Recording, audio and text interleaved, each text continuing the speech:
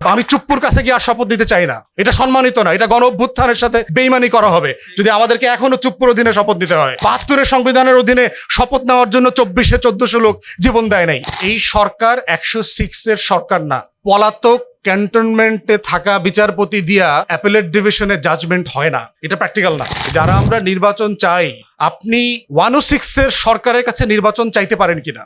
কারণ ২৪-এ একটা নির্বাচন হয়েছে, আগামী নির্বাচন তো ডিউ হচ্ছে ২০২৯-এর ফেব্রুয়ারিতে, জানুয়ারিতে। কিসের ভিত্তিতে আপনি নির্বাচন চাচ্ছেন? এখন বলতে পারেন সংসদ নাই তো, তাহলে সংসদ নাই এ কারণেই তো ১০৬ রেফার করে নির্বাহী সকল কার্যক্রম কন্টিনিউ করবার এখতিয়ার সুপ্রিম কোর্ট দিয়েছে আপনাকে, যেন আপনি কাজ চালাই যেতে পারেন। সেভাবে কাজ চালাইতেছে, বিটিভিতে বাজেট পেশ করতেছে, যা যা যেখানে অ্যাপয়েন্টমেন্ট করা দরকার করতেছে, ট্যাক্স ভ্যাট বাড়াইতেছে, রিফর্ম অর্ডিন্যান্স দিয়ে দেশ চালাইতেছে। এটা তো ২৯ জানুয়ারি পর্যন্ত চালাইতেই পারে। তাহলে ১০৬-এর অধীনে আসলে আমরা নির্বাচন চাইতে পারি কিনা? না, পারি না। যারা নির্বাচন চাইতেছেন বাই ডিফল্ট, তাকে জুলাই সনদের অধীনে নির্বাচন চাইতে হবে, গণ অভ্যুত্থানের অধীনে নির্বাচন চাইতে হবে।